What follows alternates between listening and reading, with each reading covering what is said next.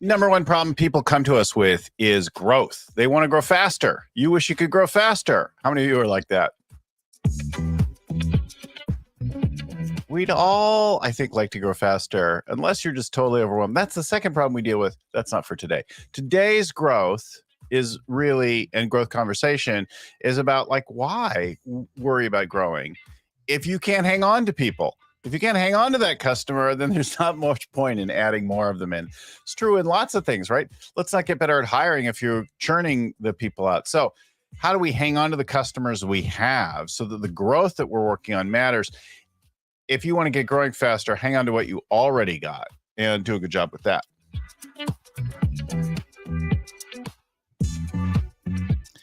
My name is Bill Gallagher, scaling coach and host of this fine Scaling Up Business podcast. Our show comes to you every week with something to do with growing your business, getting it right, managing the process, dealing with the overwhelm that happens when you try to grow a business so that you can get strategic, so that you can do a good job, and ultimately create something with huge impact that makes you a lot of money.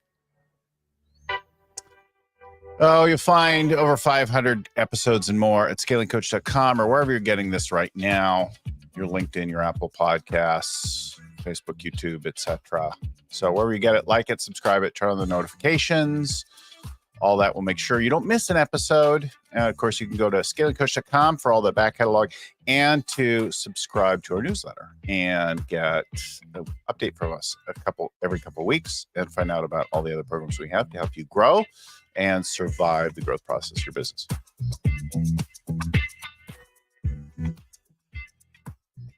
You know, I go to open my mouth. I want to introduce Ali Cudby. Ali, welcome to the show. Did I say your last name right? I didn't check it before. Yeah, that's exactly right. We're getting set up, checking in on what we're talking about, the stories, and I'm like, wait, how do I see your name? Ali Cudby. Glad to be here. Where are you joining us today from? I'm just outside of Boston. Oh, groovy. The fine city of Boston. And you? The fine city of Boston. I'm just outside of San Francisco, where I bet it's a touch warmer than you are right now in Boston. That is probably accurate. For our listeners, you should know Ali is, she's got a book, Keep Your Customers, which is, there it is. Keep Your Customers. If you're watching a video, there it is on video. There's the cover. She's also founder and CEO of Alignmint, and she'll talk about Alignmint. And you could even throw that link up. Alignmint strategies, alignment for growth. But she's done a lot of stuff in this area. She Wharton Business School, New York Times, Purdue University, Chief Customer Service Officer, school at Pavilion. So lots of groovy things that gives her some authority on this subject. And this is a great topic. So welcome to the show. Thank you very much. I'm gonna say I was teaching at Purdue. I'm a proud alum of University of Pennsylvania. So I would just hate for my pen pals to say, what was that Purdue thing about? You know, I love to just hate the sort of scripted, stiff podcast intro. And so I tend to sort of throw out some things and then it sounds a little sloppy and a little. It's accurate. Just as a faculty and not a student. Yeah. So thanks for joining us again. So let's talk about how you got passionate about this, like how your interest grew in taking care of customers. Yeah. So as you said, I was working at the New York Times company. That's where I started out of business school. And I was working in their corporate strategy department. And I got staffed on a project. We're basically like an internal consulting team. I got staffed on a project with the call centers. And that was considered like the bottom of the barrel in terms of like the projects that you could work on. People were literally coming up to me and saying like, I'm sorry. Yeah, thoughts and prayers. And what was fascinating to me about the project and what ultimately became this huge aha, which launched my career, was that here we are, New York Times company, one of the great global brands. Yeah. We were not, we were paying less than the Burger King up the street. And we had, the call center in sort of a windowless warehouse in New Jersey. We were not doing things to engage our call center employees in a way that sort of aligned with the promise of a global brand. And so people were working in the call center, and as soon as a job opening came at Burger King, they were leaving us and going up the street. And you know, it was this great moment of clarity in which I realized the way that you engage with your team is going to have a huge impact on the way that your team engages with your customers. And so we think about the customer experience, we think about the customers, we should, but the vehicle, the avenue from, your company to your customers is through your team. And so you have to do the work internally in order to create a great customer experience. And that insight has formed the journey of my career ever since. It's really powerful. And it's really consistent with some of the learnings among our coaches and clients. And one of the Vern's early, I don't know, students is this guy, John Ratliff, who heads up our coaching organization today.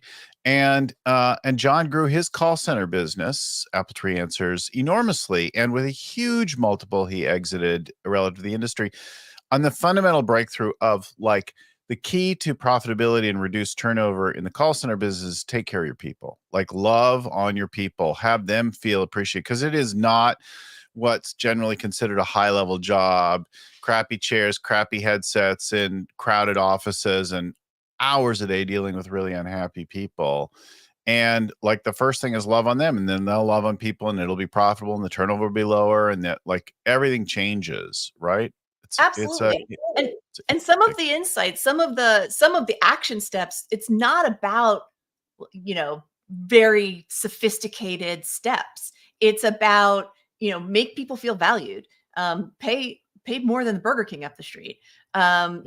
Make people like, we didn't give them copies of the newspaper. Never gave swag to the people that were working in the call center. So if you worked in the main building, you had a tote bag, you had all the stuff, and people like stuff. And so sometimes it's not about the best practice razzle dazzle. It's really about how do you make people feel seen, heard, and valued. That's really great. I think when you're going to go to work on it, elevating something, I think there's this fundamental lie of American business, certainly big American business. And we all know it. Maybe you've heard it before. You go to call some company, your bank, your airline, whatever, and you get a phone answering service and it says, your call is important to us. And I'm like, no, it's not. You don't want my call. You'd really rather I stopped calling. If my call was important to you, you'd hire some competent people and give them tools that they could do to do the job. You wouldn't hire somebody who doesn't even speak the language as their first language in another place at a dramatically lower price, who has improper tools, who has no authority to fix anything. Like, your call is important to us. Hell no, you're lying, and you're lying to yourself probably. And I get that there are these financial tensions, but think from a customer-centric perspective. And when you have that customer-centric perspective, then it's going to drive different decisions. You're going to think differently. And by the way, think about the cost of losing those customers because you were saving a few pennies. Right. Oh, our customer acquisition cost is this, but then we lose them in 9 months, or like we keep a few of them. Yeah. It boggles my mind, that so many companies are, they talk about, we need to grow. Growing is important. And then they think only about, we need to grow. So let's think about our front end sales, and let's just keep trying to get front end sales and throw them into a really leaky bucket. Well, if you get front end sales and all of these new customers are just, filling the seats of the people who just left, you're not growing. You're just refilling the seats. And, if you can start plugging some of those holes, then all of a sudden it's really a flywheel for growth. Yeah. I it's really easy to see that your call is important to us hypocrisy when you call a major company. But I think it's also useful to look in the mirror and then go, okay, but what am I doing that's akin to that? Right? Is there something where I'm like putting all my love in the new customer and not taking care of the existing customer? Right? Or like, yeah, I got what I'm going to get out of them, their money. And now I'm going to like be as cheap as I can with them. Like, Right. not. Or, I'm going to onboard them and then I'm not going to talk to them again until it's time for renewal. Yeah. That's a Yeah. Yeah. popular one. It's, some of it happens by accident. I was running a company some years ago, and our customer service email and voicemail would just get filled up uh, every day, and certainly over the weekend, with what we'd call later come to call the squeaky wheels, who were customers, but they weren't necessarily the most valuable customers, and some of them were just like perpetually going to be unhappy with us no matter what we did, and we weren't prioritizing and giving the love to the biggest customers who just would get irritated and go away. That they weren't getting taken care of, expecting us to see and notice. And it's not because we didn't think about them or whatever, but we were so overwhelmed with everybody else that it was definitely a challenge.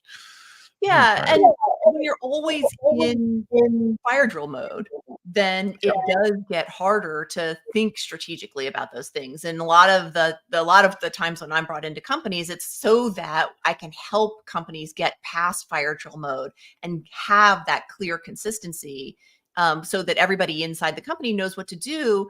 And then you get that view into like, well, this isn't a good idea. Having the voicemail filled up every weekend with low value customers when we could provide a higher tier of support for our high value customers. And oh, by the way, then that's a selling point, and we're Right. making them feel special. That becomes a win-win. Yeah.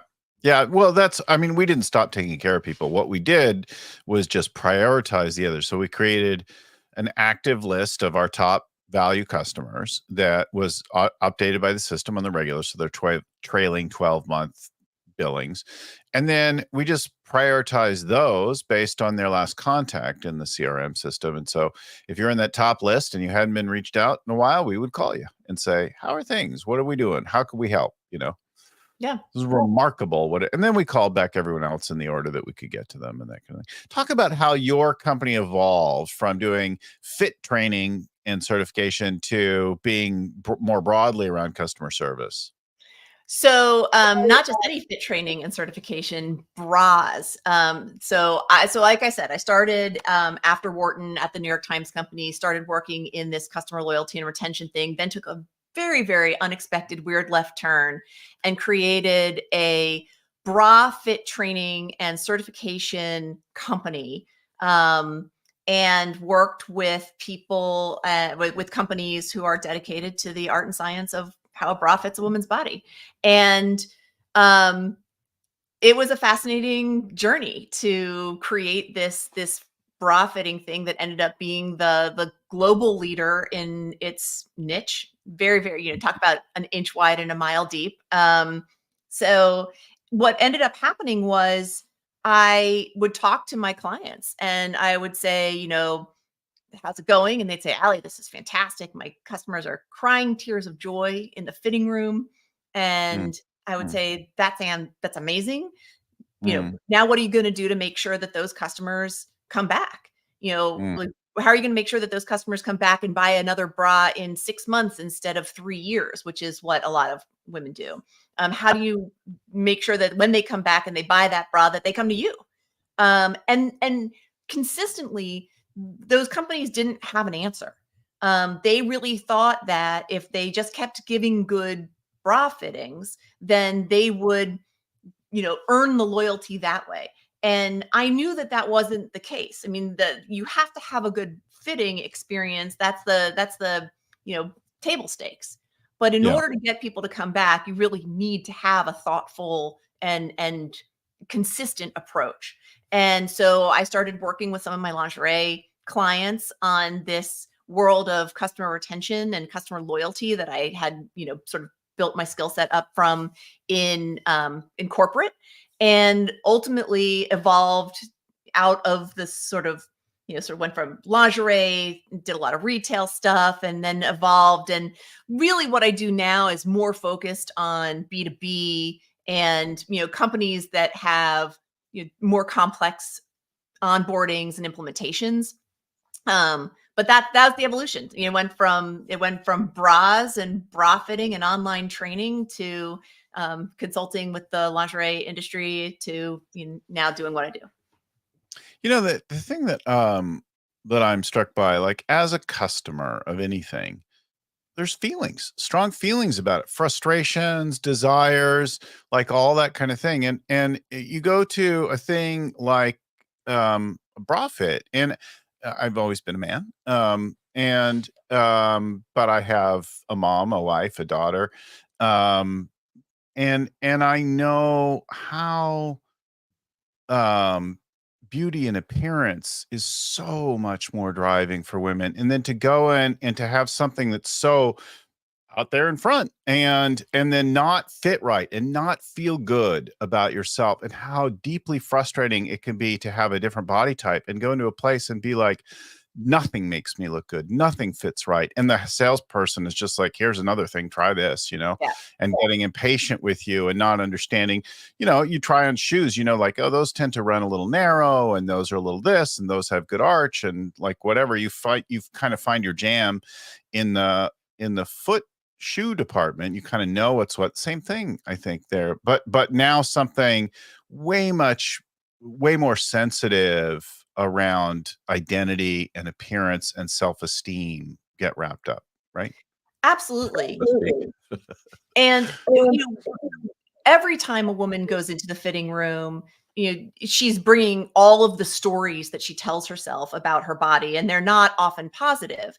And the thing that was so important in the training was not just the technicality of fit, but making sure that the people that I was training understood that this may be normal for you. This may be rote. You may look at this woman and say, like, honey, I've seen 1,000 women that look like you before. But that woman is walking into the fitting room with all of her self-talk and insecurities and stories, and you have to be there and present for her. And that lesson may not be as emotional, it may not be as fraught in the businesses that I work with today, but it's true all the time in business. Whenever you're working with a customer, you need to meet them where they are.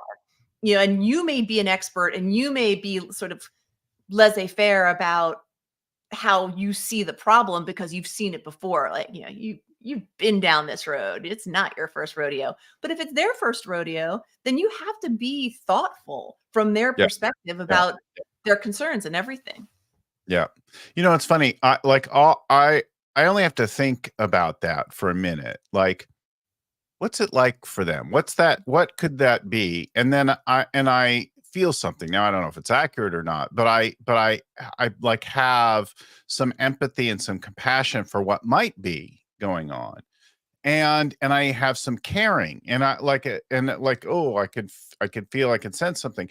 But I think also about your original point, the customer service rep, of whatever form that is, whether it's on the phone or in person or standing at a desk, and like they have to deal with deeply unhappy people on the regular, frustrated people who wanted something, and their desire is thwarted by your product, your service, your whole way of business, and they have to take, and like, what's it like for them to deal with that day after day and to have insufficient authority, training, tools to do their job well?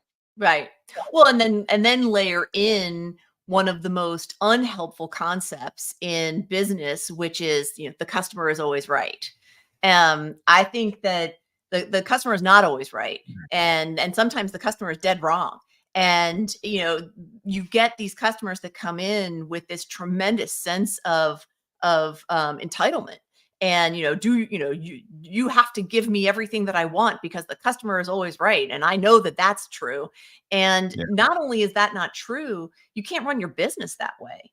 And so part of what has to happen is that the company has to be really clear about what the boundaries are for their on behalf of their reps.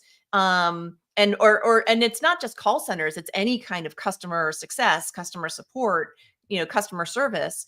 The company has to really support their team members in order to say, like, here are the boundaries, and we're not gonna, you can do this and you can't do that. One of the worst things that a company can do is say, this is our return policy, or this is the line that we're holding. And then as soon as the customer says, I want to speak to a supervisor, then the supervisor immediately negates the authority of the customer support person. And so, that entitlement of the customer is always right, in combination with the sort of bad instincts of some managers to just say yes, really undermines the team and doesn't ultimately help develop that customer experience that you want in the long term. Yeah. I'm struck by the contrasting experiences in different environments. I fly a lot, and Southwest is what Southwest is. It's a no frills airline, but they have a little personality, a sense of humor about it. But there's no first class section, and even if you get on first or very early on, somebody bringing back some oversized object and smelly food is going to sit on next to you the last minute of the flight. Yeah. And do that. But I also fly United and American Airlines, and they're partner, and they're like network partners. And I'm just really struck by the dramatic difference between the two. United Airlines, which is far more convenient in San Francisco and that kind of thing, even when I had fairly high level status, would still kind of and I look around, okay, there's 100 people with high level status about to get on this plane, and not like pretend high level, like really like big flyers, and I'm just a nobody, and there's no way to break out of this thing, and whatever. And then they have, and even if you're their 100K flyer, they have these global services flyers. And I found myself stuck overseas with where their partner airline wouldn't talk to the other, and they couldn't reroute me, and they cancel. And like, I'm going nowhere for hours and hours. They can't make the system. But this other guy with the same exact situation, but who's in their global service elite program, he gets handled in 5 minutes, and he's on the next flight, and he's already home, and I'm still in Amsterdam. Like, just shoot me, right? And then they have these things like plus points that you get as you get out, except there's absolutely nowhere you can use them. You're supposed to be able to use them to grab an empty first class seat at the last minute and apply your plus points, except they'll try to sell that first class seat up to like a few minutes before the flight, and nobody's getting to use those plus. Like, what's the point? It's a broken system, and they don't care, and they're just too big, right? American Airlines, I am almost always upgrade, like more than half the time on automatic upgrade. And now I'm flying 2 to 4 times a week, so it's a little bit, and I'm sure there's people that do a lot more, but like the difference is so dramatic. And even when I'm not, like, I get a little bit better seat, and I'm very close to the top of the upgrade list. And that's what I really care about, is like, I just want to be treated a little bit better. But then I can only bill the clients for that travel, more of the coach travel, right? They're not paying me first class. Yeah. It's airlines are really an interesting example, because, and it's actually an example that I talk about in Keep Your Customers, because there's always these different approaches to how loyal you are to an organization. And so, there's you can be sort of so loyal, or loyal as a matter of convenience. There's a coffee shop down the street from where you live, and you're only going to go there when you live there. And if you move across town, you're not going to go back to that coffee shop. And, so that's sort of, I call that like lazy loyalty. Like, you're loyal for as long as it's convenient to you. Yeah. Yeah. If it works out, I'll do it. Yeah. Yeah. Airlines, I think, are the next tier of loyalty. So it's that limited loyalty. And that's exactly what you're talking about. There's got to be some give to get there. And, you're going to be loyal to an airline. And I'm sure that if you have a choice between, United and American, you're going to fly American because you feel like you are treated better.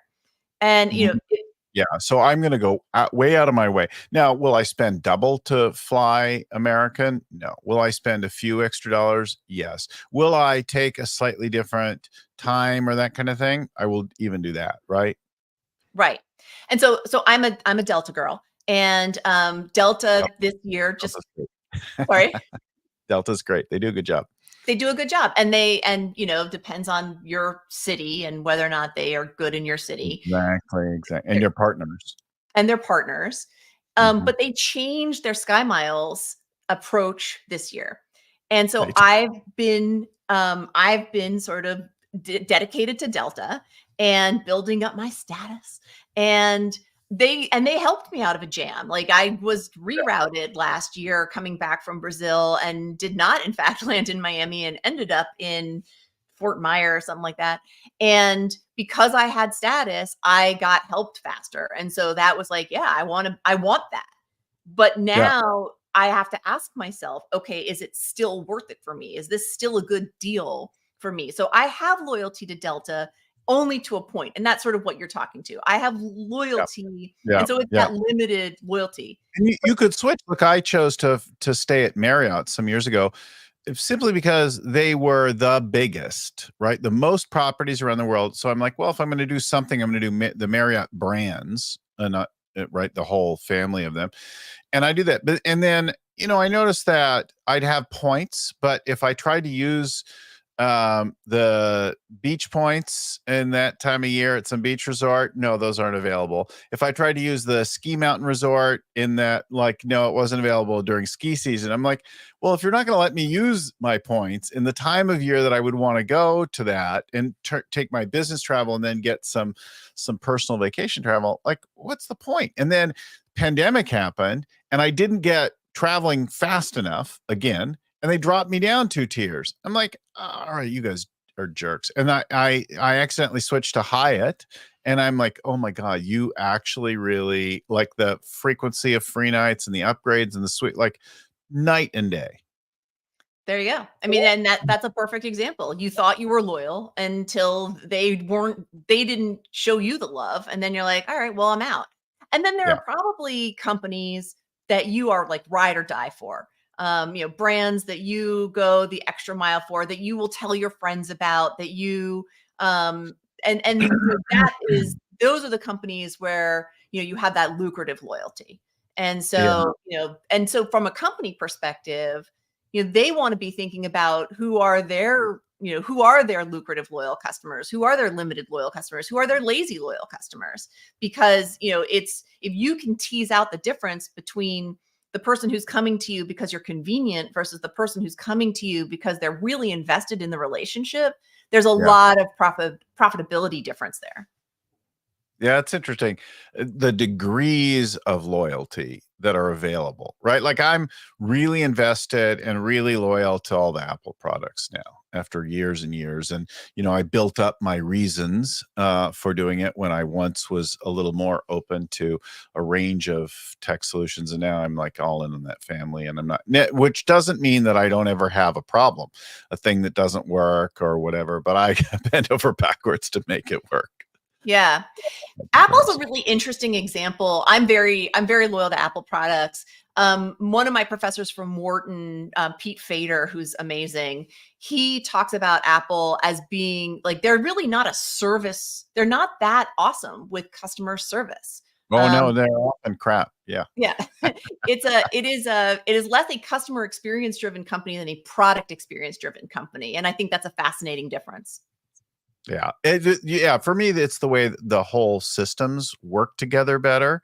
And the fact that I came into a Dell centered company years ago, and we had all these things and all this special service, and like everything was breaking all the time. And it was a full-time job to keep all the machines running. And I just come from an Apple centered company, and like we didn't spend the same amount per person. So I was like, okay, you're worried about the PC or the laptop being more expensive, but my total cost of ownership is dramatically lower and so I switched off of the whole Dell centered thing. And I'm like, yeah, it doesn't matter. I don't Yeah. need your special 4-hour replacement on that power supply if they're going to keep coming out and you don't actually have the part. My husband is he's a tech guy. He works in tech. Yeah. And I'm very proud of the fact that when we got together, he was a PC guy, and I sucked him in. I got him to the Apple side. Yeah, like, so me, I'm as a non-tech girl, I won. We have Windows and Android viewers and listeners as well, and no, like, that's our choice. And but there are people. Vern is very, very rabid. Like, he loves to talk about the success of Apple um, and Steve Jobs, but he's not switching off his Windows machine and his Android phone. Talk to us. Let's share some of your other stories. Talk about the ghost kitchen cluster truck. Yeah. So cluster truck, and I always have to be very careful about how I pronounce that name. They're a ghost kitchen Great. restaurant in it is a great name, in Indianapolis. And so they only do food delivery. There's no sit down. And they came up with, when they started the restaurant, or when they started the ghost kitchen, the CEO, Chris Baggett, went down into the kitchen and he's like, look, here's what I want you to think about. Don't ship maybes. And what he meant by that is, if a meal is coming off the line and it's just not up to par for whatever reason, or something came off the line sooner than the rest of the meal and now it's been sitting, don't ship maybes. Bin that meal, start over. And what we've seen is that concept of don't ship maybes has grown beyond the kitchen. And it is really now something that I talk about as being sort of the bullseye for that company. It's a mantra that they use and tap into for every part of the organization. So if you need to hire somebody and you really need to fill the seat and you're interviewing them, the question that you ask yourself is this a maybe? Is this candidate, or if I hire them, am I shipping a maybe? And it's become this shorthand inside of the company.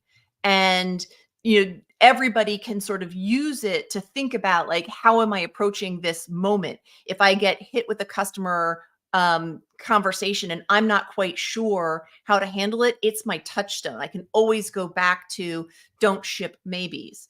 And conversely, if I am trying to justify why I made a decision that I made, I can always use don't ship maybes as a way to talk about how I thought through the choice that I made. And so, and it's actually, so much embedded into the company, this idea of don't ship maybes, that the CEO, Chris, has don't ship maybes tattooed somewhere on his body. And so and it's an example of what I call in the book a bullseye. And so companies often have a mission and a vision and values, and that's how they think about themselves as a company. They often don't have a codified statement, a really clear way of thinking about who they want to be for their customers. So this bullseye is this mantra, this statement that is a clear enunciation of, like, this is who we are on behalf of our customers. And don't ship maybes is an example of a bullseye. It's interesting that there's the brand promises, like, what can the customer expect from your company? And then there's the don't ship maybes, the core value that defines how you operate. And then it starts in one area and applies to others. But the core value is part of how you deliver on that brand promise, and the way that you do things differently. But the famous French Laundry, and Thomas Keller has I think it's sense of urgency written on the wall next to a clock, like, to bring to his kitchen that you're not just fussing around here, actually putting out amazing food, but they have to get in front of people. Yeah, It's a reasonable time frame. exactly. The tolerance for bad food and slow food or late food is very low. And if you want to sharpen up your business, get some experience in the restaurant industry, or hire people from that background, because they have that, like the pressure around making people happy with food is pretty high compared to a lot of things. Yeah, and it goes back to that thinking about how are you making people feel seen, heard, and valued. When you can, whatever industry you're in, if you can get your team to be thoughtful about that, it's not just about the nuts and bolts of delivery. We think so much about, what are our metrics and how are we doing and all of this, quantifiable stuff. And by the way, you have to have that. So there's no, Yeah. I'm not saying you don't have it, but I think is almost this orientation that, thinking about people's feelings is a little woo woo. And it's and I think that there's, almost like a feminization of feelings that then Yeah. doesn't feel like business. Like business is like, Yeah. it's Yeah. the hunters Well, versus the farmers. there's not a lot of room for feelings, an expression of feelings among men, and then of course because business is more male dominated historically, among in business in the workplace, and we have this North American thing that's highly separated, like there's no feelings and emotion here, and we're going to look stoic and you know button up and that kind of thing, but we all have feelings. Yeah, well, and the I think that there's like some tech bro culture in there as well that doesn't support, thinking about feelings and thinking about Yeah. relationships. But Yeah. the reality is that's how people engage. That's what people respond to. And the studies show that that's true. So McKinsey has a study out there that says 70% of a buying decision is based on how a person feels they've been treated in the interaction. So you ignore this stuff at your peril. And Yeah.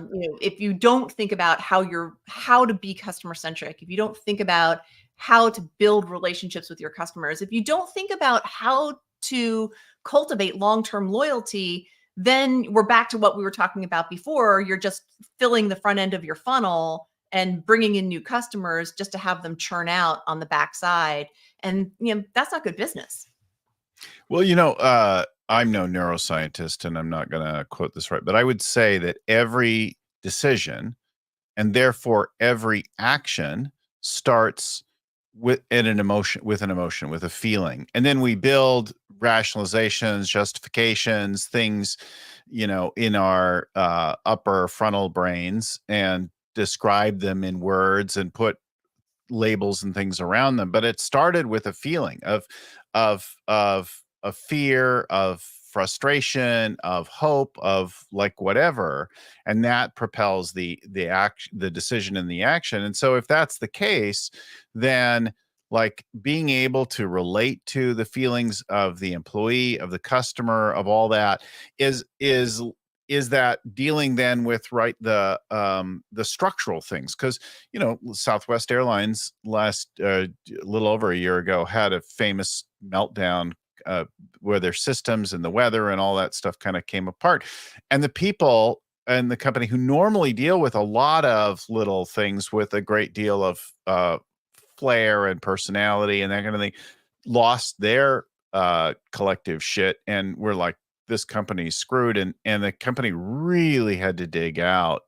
Would have undone many companies, how far they went down the rabbit hole there. Yeah, it was interesting to see because there are so many people who, even though Southwest is a low frills airline, Right. people are really dedicated to it. Like there Yeah. are a lot of people and so to see, and I think that there are people who are really dedicated to the fun they have with things and they're invested No, in I've it. heard of, yeah. And Which so is different than Spirit or Ryan or some of the others, like where they just make you really feel bad about yourself in life for the choices that led you to flying on them. I mean, it is not my choice. I respect for people that want to save every dollar. Like I have full respect for that, but boy, that is not my choice. I mean, that is truly like I don't want to have to be charged for breathing air. Right. Right.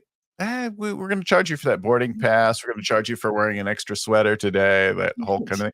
Look, I don't go there first, but on Monday and Tuesday I'll fly Southwest because they're one of only two carriers that'll fly nonstop. And a nonstop flight trumps pretty much everything else in terms of getting somewhere in all my like first class, whatever. If I have to stop and bear the extra risk of delay and cancellation, forget it. So, I'm going to fly them again, and but they'll be funny about it, and they'll be silly and friendly and human and not bitter and like that kind of thing. And that makes the difference. Yeah. So you've been kind of speaking around it a little bit. You talked about it earlier, but there's these sort of levels of loyalty. Could you unpack that a little bit for us? Sure. So, as we were talking about before, you do have different tiers of loyalty as a consumer. You think about things differently. You might have, like I said, a coffee shop that you go to and you go to all the time. It might be your everyday coffee shop. And, for as long as you're working in that office or living in that house, and because you might move across town and stop going to that coffee shop, it is a lazy level of loyalty. So the 3 tiers are lazy loyal, limited loyal, and lucrative loyal. And the thing about lazy loyals, That was fast for me. oh, Lazy sure. loyal, Lazy loyal, Yeah. limited loyal, limited loyal. Okay. and lucrative loyal. And so Okay. the examples that we were talking about earlier were the lazy loyal is the coffee shop. The limited loyal is, your travel, your hotel points or your Right, airline right. points. And then lucrative loyal is the company that you really feel like invested in, that you go, you refer people to, you want to build a relationship with them, you want to support them. For me, I have a company that I use for email, the email in my business. It's called Active Campaign. And I love Active Campaign. Like they have amazing customer service. They always spend time with me on the phone if I need it, or on chat if I need it.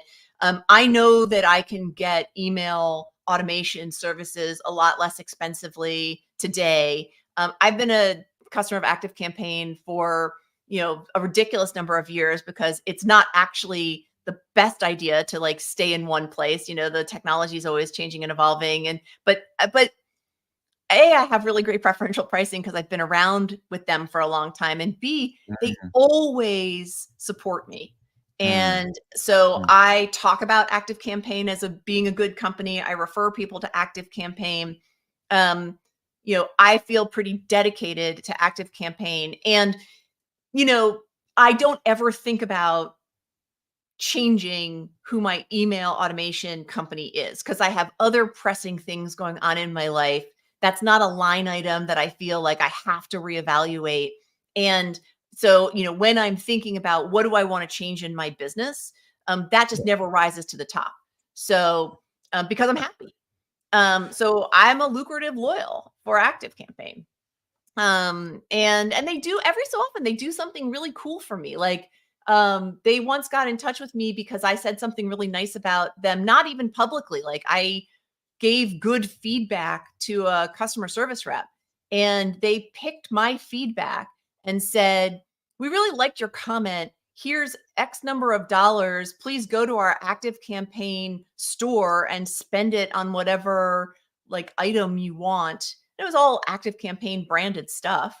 And, like, we appreciate you. And I thought that's really cool. And so it reinforced my loyalty. I drank out of their, water bottle for a while. Well, maybe you could tell them to show us some love because we use Active Campaign too. But I would say I'm a very strong neutral too. Maybe this isn't expensive for how we're using it. Interesting. Well, and I that's know why. Colin's listening in the background. He has to work with it as well. So, And that's why loyalty, like being able to unpack it is so important. Like for Mhm. me, so let's just say, for example, you and I have both been with Active Campaign for the same amount of time. And so Mhm. from a dollar to dollar perspective, we may be equal, and we Mhm. may have both had Active Campaign for a while. And so they might look at both of us and say, "Oh, these are both long-term customers. These are both loyal customers. These are both customers that are providing decent revenue to our company. We like them. I like Bill. I like Ali. I like them both.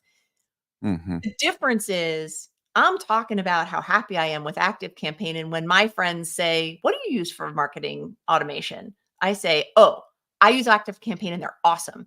And by the way, I never use a referral code. I'm not getting anything out of it. But if they're looking at us as being the same, they are equally loyal because they've been with us the same amount of time. They're going to make some bad decisions from a marketing standpoint or a business product development standpoint. You have to be able to tease out the Bills from the Allies and say, Bill might be paying, like he may be a lazy loyal. He's paying us the money because he just can't be bothered to move because it's a pain in the ass. But they want to know what I think.